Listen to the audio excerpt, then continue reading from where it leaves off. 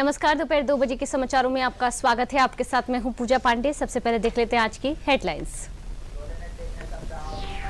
भाजपा ने पोस्टर जारी कर केजरीवाल पर किया हमला। दिल्ली भाजपा अध्यक्ष वीरेंद्र सचदेवा ने प्रेस वार्ता के दौरान कहा कि वोटों का फर्जीवाड़ा करके केजरीवाल सत्ता बचाने की कर रहे हैं कोशिश। बांग्लादेश की चटगांव कोर्ट ने खारिज की चिन्मयदास की जमानत याचिका। 25 नवंबर 2024 को देशद्रोह के आरोप में गिरफ्तारी के बाद से जेल में बंद हैं चिन्मयदास।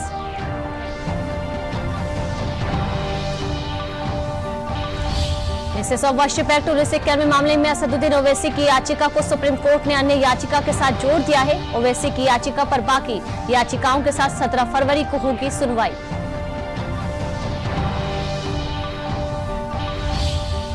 श्रावस्ती में पुलिस ने बड़े मामले का खुलासा किया है। यहां मदरसे की आड़ में नकली नोट छापने का चल रहा था घोर धंधा।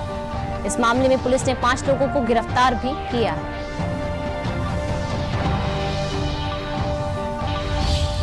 महाकुंभ 2025 में श्रद्धालुओं की सुरक्षा और सुविधा का मजबूत प्लान तैयार है। श्रद्धालुओं को मेला क्षेत्र तक पहुंचाने के लिए उत्तर प्रदेश पुलिस ने नए अस्थायी थाने और चौकियां स्थापित की।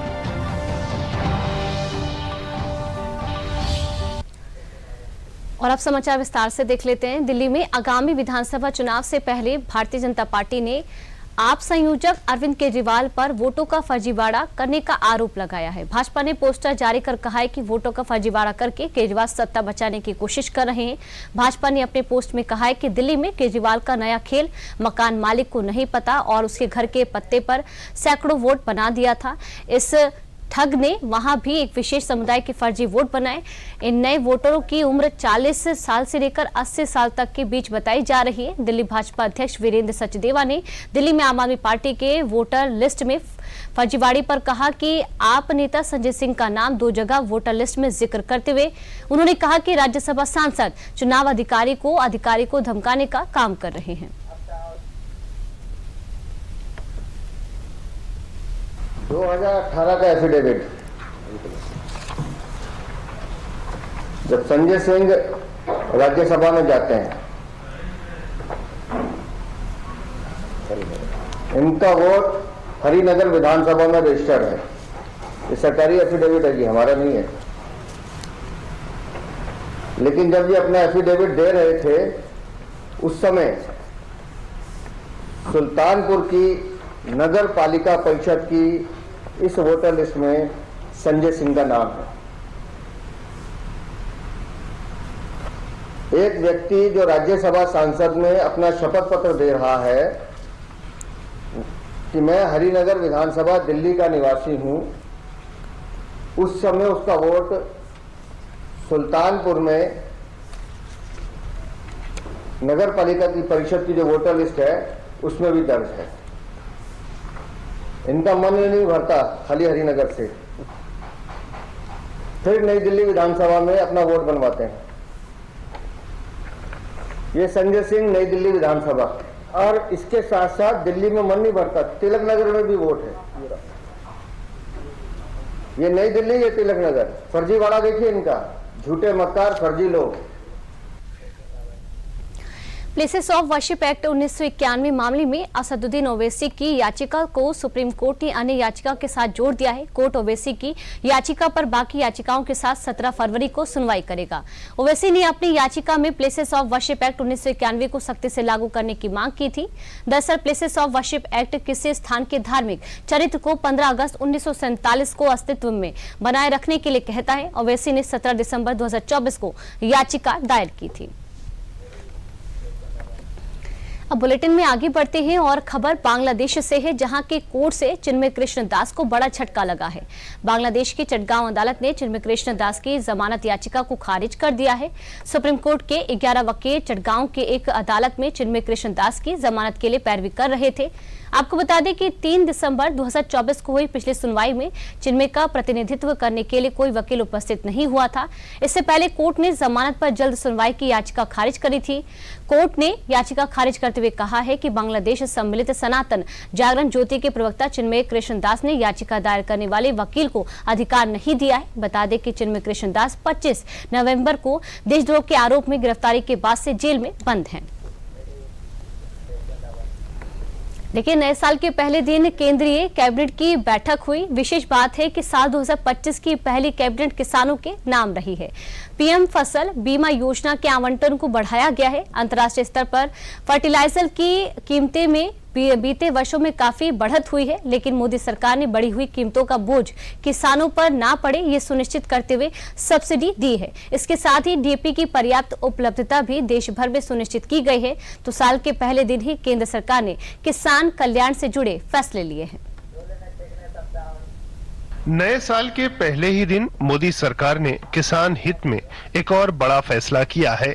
प्रधानमंत्री नरेंद्र मोदी की अध्यक्षता में हुई कैबिनेट में पीएम फसल बीमा योजना के आवंटन को बढ़ाकर 69,500 करोड़ रुपए से ज्यादा करने को मंजूरी दे दी गई है। इसके साथ ही केंद्रीय मंत्रिमंडल ने बीमा दावों का निपटान तेजी से करने के लिए 824.77 करोड़ रुपए की राशि के साथ नवाचार एवं प्रौद्योगिकी कोष के निर्माण को भी मंजूरी दी है।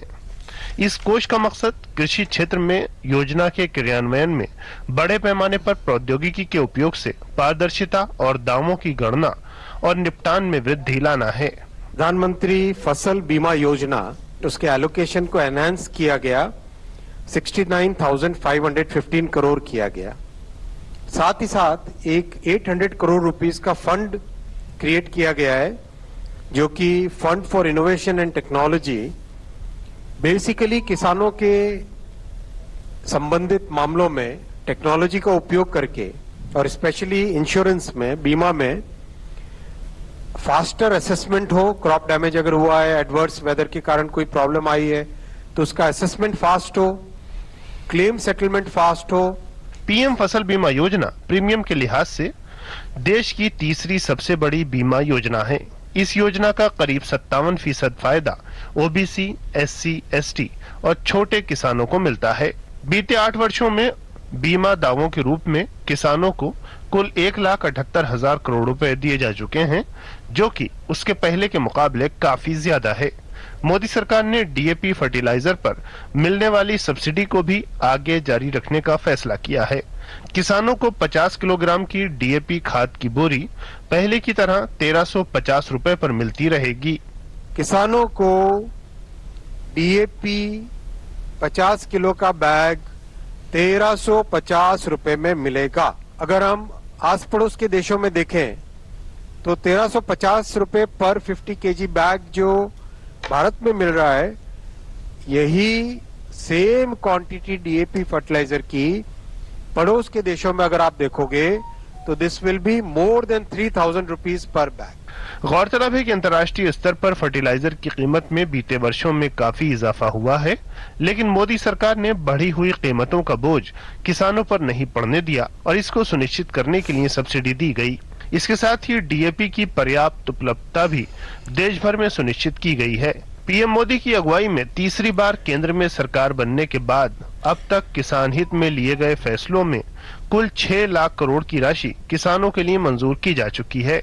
तीसरी बार सरकार बनने के बाद पहला ही फैसला किसान सम्मान निधि की अगली किस्त जारी करने का था और अब 2025 की पहली कैबिनेट में भी किसानों के हित से जुड़े फैसलों से साफ है कि किसान मोदी सरकार की सबसे पहली प्राथमिकता हैं। साथ ही कैबिनेट ने किसानों के हित में एक और बड़ा फैसला लिया। इसके तहत किसानों को 50 किलोग्राम डीएपी फर्टिलाइजर का बैग 1350 रुपए में मिलेगा। वहीं केंद्रीय कैबिनेट ने किसान कल्याण से जो फैसले लिए, इस पर हापुड़ के किसानों की क्या है प्रतिक्रिया, वो आपको दिखाते हैं।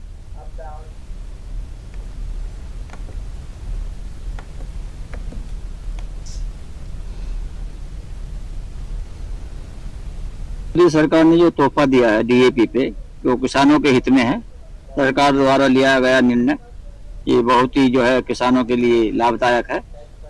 और मैं कहूँगा कि इस तरह के जो किसानों के हित में जो फायदे हैं वो लगातार प्रधानमंत्री दे रहे हैं, लेकिन मेरा ये कहना भी है कि किसानों के हित में किसान जो है ये सीधा डीएपी की वजह जो उसमें वो हुआ है सब्सिडी दिया है, किसान इसको समझ नहीं पाता है। सबसे ज्यादा किसान उसको समझता है जैसे गन्ने पे डायरेक्ट रेट बढ़े, किसान की समझ में आता है ये सीधा सीधा उसको लाभ मिले। डीएपी पे जो तोहफा दिया है वो थोड़ा सा डीपली जाके समझने वाली बात है, थोड़ा गहराई में जाके, कि अंतर्राष्ट्रीय बाजार में जो डीएपी का जो रॉ मटेरियल है उस पर बाजार का मतलब उसका बाजार में रेट बढ़ा है। तो रेट बढ़ने के कारण अभी जो हमें 1350 रुपये का बैग मिल रहा था, उस बैग की कीमत अमूमन 1590-1600 रुपये के आसपास पहुंचने की आशंका थी। लेकिन सरकार ने उस बर्डन को अपने ऊपर लेते हुए और उस सब्सिडी का जो दर है, सब्सिडी की जो एक है कि इतने तक की जो हमें सब्सिडी मिल रही थी, उसे बढ़ाया है। उसे बढ़ा के उस बर्डन को सब्सिडी के रूप में अपने ऊपर लेते हुए, यानी कि किसान को सब्सिडी को एक्स्ट्रा देते हुए 1350 रुपये ही कीमत रखी गई है, जो कि किसान के ऊपर नहीं पड़ेगा बोझ। किसान को वही 1350 रुपये में डीएपी बराबर मात्रा में मिलती रहेगी। जैसे कि ये सरकार का फैसला है डीएपी के अनुरूप, ये काफ़ी सराहनीय है और मोदी सरकार किसान के लिए काफ़ी अच्छा कार्य कर रही है और काफ़ी सराहनीय कार्य कर रही है। समाचारों में वक्त तो चला एक छोटे से ब्रेक का।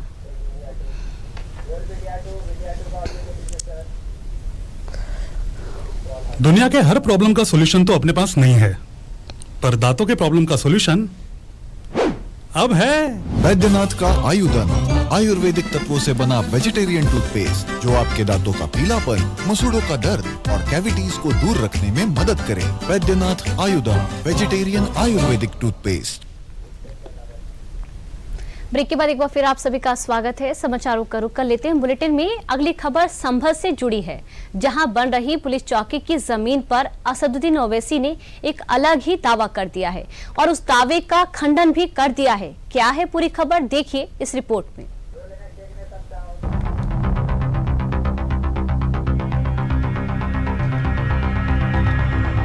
संभल में पुलिस चौकी सियासत की धुरी बनती जा रही है। एआईएमआईएम के सांसद असदुद्दीन ओवैसी ने दावा किया है कि ये पुलिस चौकी वक्फ के जमीन पर बन रही है।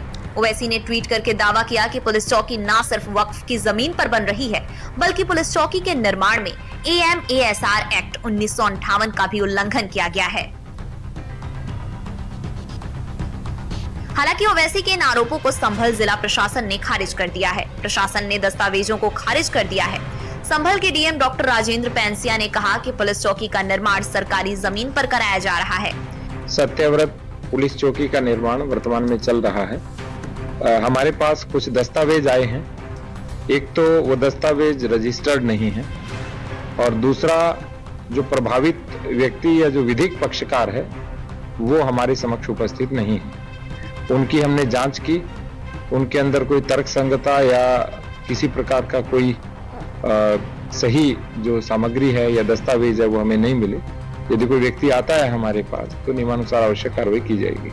ओवैसी का दावा है कि संभल में पुलिस चौकी निर्माण में एएमएएसआर एक्ट का उल्लंघन किया गया है।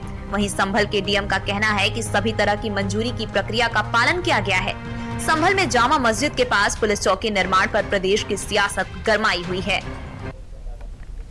उप मुख्यमंत्री केशव प्रसाद मौर्य ने प्रयागराज पहुंचकर प्रेस वार्ता को संबोधित करते हुए कहा कि दिव्य भव्य डिजिटल महाकुंभ 2025 स्वर्णिम इतिहास बनाएगा।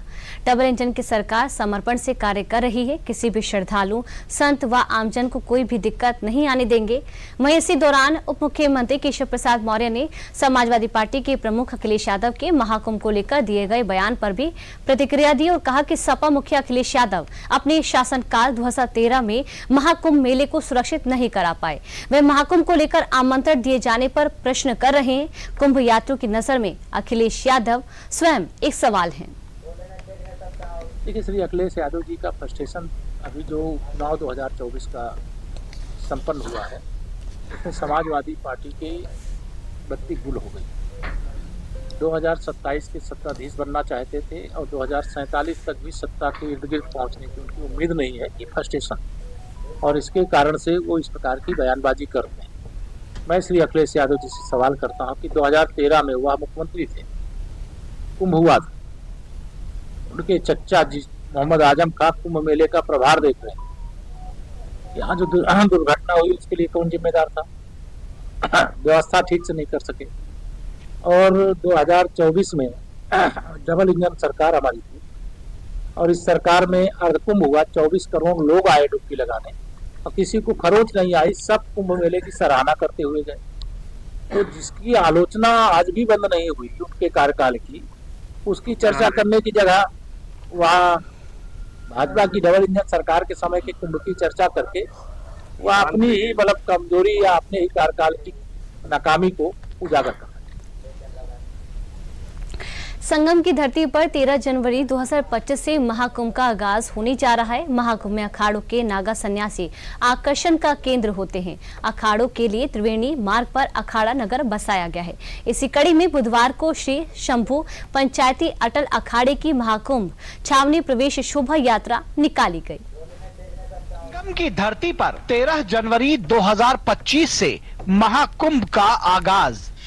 महाकुंभ में अखाड़ों के नागा सन्यासी आकर्षण का केंद्र। अखाड़ों के लिए त्रिवेणी मार्ग पर अखाड़ा नगर बसाया गया। श्री शंभू पंचायत अटल अखाड़े का महाकुंभ छावनी प्रवेश। अटल अखाड़े की शोभा यात्रा में आस्था और संस्कृति के रंग। प्रयागराज की सड़कों पर श्रद्धालुओं का उमड़ा हुजूम। महाकुंभ 2025 की रौनक प्रयागराज में साल के पहले दिन श्री शंभू पंचायती अटल अखाड़ा के नगर प्रवेश में देखने को मिली। महाकुंभ को भव्य, दिव्य और नव्य बनाने के लिए उत्तर प्रदेश सरकार ने खास इंतजाम किए हैं। इस दौरान श्री शंभू पंचायती अटल अखाड़ा के शोभा यात्रा ने बैंड बाजे के साथ बड़े ही धूमधाम से शाही अंदाज में महाकुंभ छावनी में प्रवेश किया। अटल अखाड़े के नगर प्रवेश में सनातन का अद्भुत और अलौकिक वैभव नजर आया। इस दौरान अखाड़े के ईष्ट गणेश भगवान की प्रतिमा की प्रयागराज की जनता और आए श्रद्धालुओं ने दर्शन किए। इस मौके पर प्रयागराज के जाने माने कलाकार राजेंद्र तिवारी ने अपने सर पर महाकुंभ के अमृत कलश की प्रतिमा लेकर लोगों को महाकुंभ 2025 में आमंत्रित किया और लोगों से स्वच्छ और निर्मल गंगा रखने का आह्वान किया। प्रयागराज की पावन भूमि वो भूमि है यहाँ पर जो आता है माँ त्रिवेणी में स्नान करता है वो तर जाता है। हमारे अपने भंडारों में और इसका इस्तेमाल न करके इसके कुल्हड़ कागज के कप प्याज का प्रयोग करे, जिससे पूजा के से साफ स्वच्छ बना रहे और माँ गंगा करते मुझसे रह सके। राजेंद्र कुमार। इस बीच प्रयागराज में संगम की रेती पर सैंड आर्टिस्ट अजय गुप्ता ने आकृति बनाकर स्वच्छता का संदेश दिया। सैंड आर्ट में सर हम लोगों ने दिखाया कि किस प्रकार श्रद्धालु आते हैं, माँ गंगा का स्नान करते हैं और पुण्य कमाते हैं। तो उसमें हमारे कितने बाबा भी आते हैं, तो हम लोगों ने एक बाबा का भी दृश्य बनाए हैं। साथ में देखा जा रहा है कि स्वच्छता को लेकर जो हमारे प्रयागराज में इतना तैयारियां चल रही कि हर एक चीज जगह साफ सफाई है, उसको लेकर हम लोगों ने महिलाओं का भी एक पोर्ट्रेट बनाया है। यहाँ पे सैंड आर्ट बना हुआ है जो स्वच्छता को दर्शा रहा है और जो कुंभ की थीम है उस थीम को दर्शा रहा है। तो काफी अच्छा लगा बच्चों को भी और हम लोगों को भी। प्रयागराज में गंगा के किनारे महाकुंभ नगर सांस्कृतिक जश्न का केंद्र बनने जा रहा है। महाकुंभ की तैयारियां जोर शोर से चल रही हैं और ये जश्न पूरे 45 दिन का होगा, जो 13 जनवरी से 26 फरवरी तक चलेगा। यह साल 2012 में हुए महाकुंभ से करीब 3 गुना बड़ा होने वाला है। महाकुंभ 2025 में 40 करोड़ से अधिक श्रद्धालुओं के आने की संभावना है, जिसके लिए योगी सरकार ने सुरक्षा और सुविधा का मजबूत प्लान तैयार किया है। उत्तर प्रदेश पुलिस ने 7 चक्रीय सुरक्षा घेरा बनाया है, जिसमें प्रयागराज पुलिस की अहम भूमिका होगी। प्रयागराज पुलिस ने अस्थायी पुलिस थाने और चौकी स्थापित की हैं और PSC, NDRF, central armed police force को तैनात किया जाएगा। रेलवे स्टेशन, बस अड्डों और एयरपोर्ट पर भी सुरक्षा व्यवस्था मजबूत की गई है।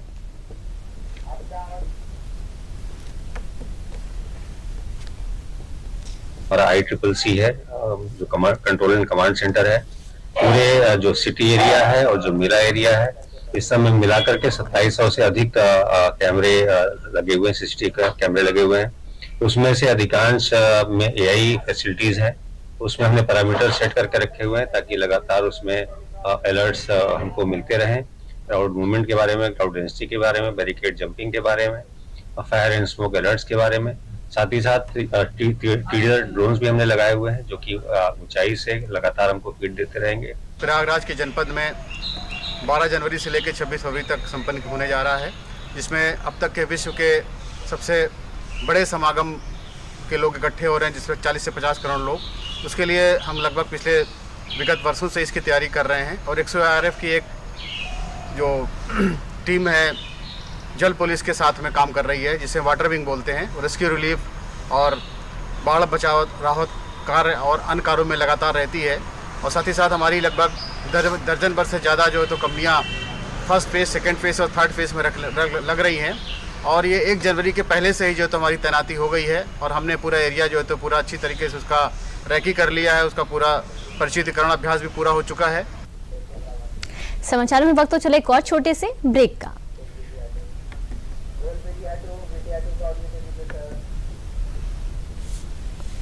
खाए जाओ, स्वाद के चटकारे लेते जाओ, गली गली में है स्वाद। आहा, पेट पूजा तो बनती है, तो बेफिक्र होके खाते जाओ। कब्ज और उससे संबंधित तकलीफों का समाधान, बैद्यनाथ कब्ज आहार दे, कब्ज में आराम, प्राकृतिक और सुरक्षित। ब्रेक के बाद एक बार फिर आप सभी का स्वागत है। समाचारों का रुख कर लेते हैं। श्रावस्ती के लक्ष्मणपुर गांव में मदरसे की आड़ में नोट छापने का गोरख धंधा चल रहा था। पुलिस ने इस मामले का बड़ा खुलासा किया है। बताया जा रहा है कि नकली नोट छापने का सरगना मुबारक अली उर्फ नूरी बाबा मदरसे का प्रबंधक है और YouTube देखकर नकली नोट छापने का काम करता था। पुलिस और एसओजी की टीम ने मिलकर इस मामले पर खुलासा किया है। पुलिस ने नकली नोट छापने के सरगना नूरी बाबा उर्फ मुबारक अली के साथ 5 लोगों को भी गिरफ्तार किया। इनके पास से प्रिंटर, नकली नोट छापने वाली इंक, नकली नोट छापने के कागज और बड़ी संख्या में नकली नोट बरामद हुए हैं। एसओ को मुखबिर के द्वारा सूचना मिली थी कि कुछ लोग नकली नोटों का धंधा कर रहे हैं। इस सूचना पर सर्विलांस टीम और एसओ गिरंट और CO city Bhinga additional SP के पर्यवेक्षण में ये टीम काम कर रही थी। इस बीच एक व्यक्ति जो नानपारा बहराइच से का रहने वाला है, उसको उठाया गया तो उसके पास से कुछ नकली नोट और असली नोट बरामद हुए। मल्लीपुर की मस्जिद में, जिसका नाम मदरसा फजर नबी है, उस मस्जिद के मैनेजर को पकड़ा गया और उनके पास से एक कलरफुल प्रिंटिंग मशीन और मोबाइल आदि बरामद हुए हैं, जिसमें से वो नकली नोट असली नोट से छाप करके और उसको मार्केट में चला देता था। केंद्र सरकार ने आईपीसी की जगह बीएनएस से संशोधित कानून लागू किया तो इसका लाभ सीधे पीड़ितों को मिलने लगा है। यूपी के बुलंदशहर में बीएनएस की धारा 107(1) के तहत हुई कार्रवाई में सिकंदराबाद के पीड़ित व्यापारी को डीएम और एसएसपी ने बिना कोर्ट कचहरी के चक्कर काटे ही चोरी हुई रकम से खरीदे गए सामान की नीलामी कराकर प्राप्त धनराशि का चेक सौंप दिया है। बुलंदशहर के डीएम चंद्र प्रकाश सिंह और एसएसपी श्लोक कुमार सिंह ने बताया कि बाकी बरामदगी को लेकर अभियुक्तों से पूछताछ में पता चला है कि चोरी की रकम से बाइक और एक मोबाइल फोन चोरों ने खरीदा, जिसे पुलिस ने बरामद किया है। मेरी दुकान पर 5 लाख रुपए की चोरी हो गई थी, जो मेरी दुकान पर काम करने वाले एक नौकर ने चुरा लिए थे। सितंबर महीने की ये घटना है। मैंने चोरी की घटना अपने कोतवाली में एफआईआर दर्ज कराई और 15 दिन बाद थानेदार साहब ने 1 लाख रुपए बरामद कर लिए थे चोर से और बाकी पैसे उसने खर्च कर दिए थे, जिसकी वो एक बाइक ले आया और एक फ़ोन ले आया और उनकी नीलामी प्रशासन द्वारा कराई गई। उसके पैसे मुझे दे दिए गए। ये बहुत ही हर्ष का विषय है जो अपराध और अपराधियों के विरुद्ध कड़ी कार्रवाई की जा रही है। उसकी दिशा में एसएसपी साहब ने और उनकी पूरी टीम ने बहुत ही मेहनत से केस की पैरवी करके बीएनएसएस की धारा 107 का जो पहला केस है उसमें कोर्ट से निर्णय करवाया। उसके बाद हमारे यहाँ से उसकी नीलामी की गई और आज जो व्यक्ति जिसके छीने गए थे पैसे, चोरी गए थे, उसको 2,17,900 रुपये सौंपे गए हैं और ये दर्शाता है कि किस तरीके से अपराधियों के प्रति कठोर कार्रवाई की जा रही है। कड़ाके की ठंड से बचाने के लिए बरेली जिला प्रशासन ने महिलाओं और पुरुषों के लिए 100 बेड के रैन बसेरे तैयार किए हैं। ये रैन बसेरे राहगीरों, यात्रियों और गरीबों को ठंड से बचाने का काम करेंगे। इन रैन बसेरों में निःशुल्क ठहरने की व्यवस्था की गई है। रैन बसेरे को हकीकत जांचने और परखने के लिए मंडलायुक्त सौम्य अग्रवाल, जिलाधिकारी रविंद्र कुमार और नगर निगम के आयुक्त संजीव मौर्य ने निरीक्षण किया। वहीं मंडलायुक्त और जिलाधिकारी ने गरीबों को कंबल भी वितरित किए।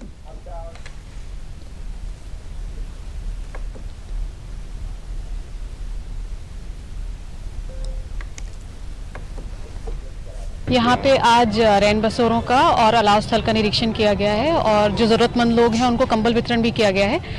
नगर निगम के द्वारा वर्तमान में 94 अलाव स्थल लगाए गए हैं और साथ के साथ इनके पास 11 बसेरे हैं। यहाँ पे 11 शेल्टर्स हैं जिसमें से 7 इनके परमानेंट हैं और 4 टेम्प्रेरी हैं।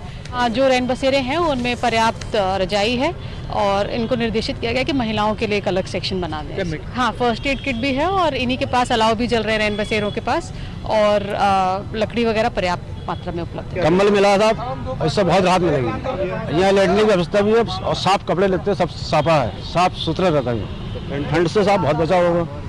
कमिश्नर साहब आए थे, हमने दिया था, राहत मिलेगी साहब, बढ़िया है और अच्छा किया अपने गरीब लोगों के लिए। संभल में एक तरफ पुलिस चौकी के निर्माण पर सियासी बवाल छिड़ा है तो दूसरी तरफ चंदौसी में ऐतिहासिक बावड़ी की खुदाई के दौरान रोज चौंकाने वाले खुलासे हो रहे हैं। सुरक्षा के लिहाज से फिलहाल के लिए बावड़ी की खुदाई को रोका गया है। क्यों रोकी गई है खुदाई, देखते हैं इस रिपोर्ट में।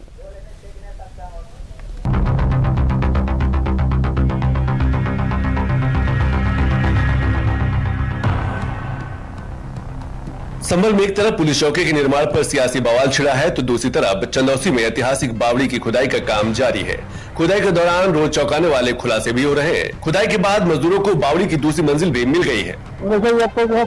दूसरा इसका मंजिला जो है दिख रहा है और लोग बता रहे हैं यहाँ से रहने वाले पूरा जो यहाँ पर ओवर एज लोग हैं उनके कथन अनुसार ये है कि यहाँ पर तीसरी मंजिल भी है। तो अभी तो हम दूसरी मंजिल पर पहुंचे हैं और बहुत ही जबरदस्त मलबा भी है और किसी मलबा इसको मैनुअली कराना इसलिए है कि किसी गाड़ी से या किसी मशीन से कराएंगे तो तोड़फोड़ क्षतिग्रस्त हो सकता है।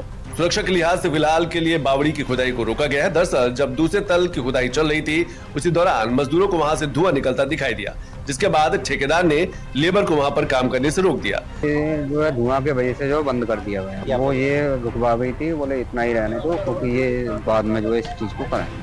इसकी वजह थोड़ा सा जो अंदर से प्रतीत हो रहा है धुआं निकलता हुआ, जो इसके अंदर की भूमि में मट्टी जमी हुई है तो उसकी गैस महसूस हो रही है और स्टाफ इस वजह से थोड़ा सा कार्य करने में ऑक्सीजन की कमी होने के कारण भी स्टाफ काम नहीं कर पा रहा है और इसको प्लानिंग के तहत काम किया जाएगा। बावड़ी से धुआं निकलने की जानकारी मिलते ही डीडीयूपी की टीम भी तुरंत उस जगह पर पहुंची और वहां के ताजा हालात को आप तक पहुंचाने की कोशिश की।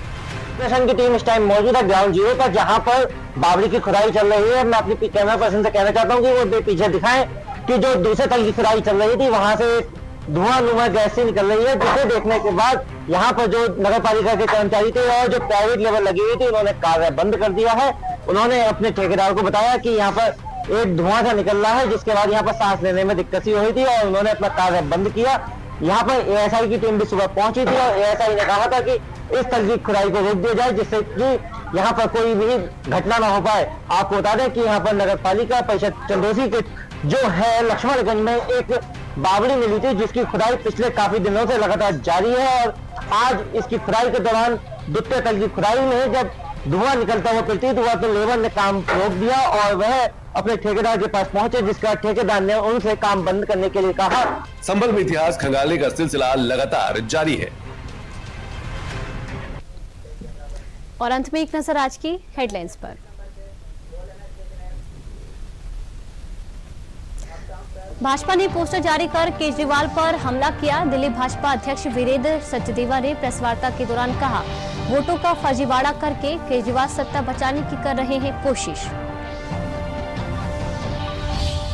बांग्लादेशी चटगांव कोर्ट ने खारिज की चिन्मय दास की जमानत याचिका। 25 नवंबर 2024 को देशद्रोह के आरोप में गिरफ्तारी के बाद से जेल में बंद है चिन्मय दास।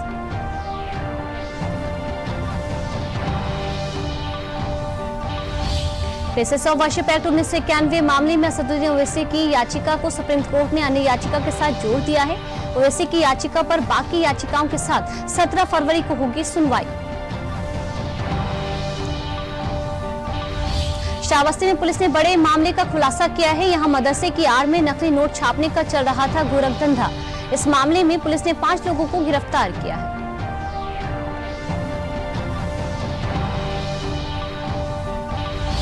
महाकुंभ 2025 में श्रद्धालुओं की सुरक्षा और सुविधा का मजबूत प्लान तैयार है। श्रद्धालुओं को मेला क्षेत्र तक पहुंचाने के लिए उत्तर प्रदेश पुलिस ने नए स्थायी थाने और चौकियां स्थापित की हैं।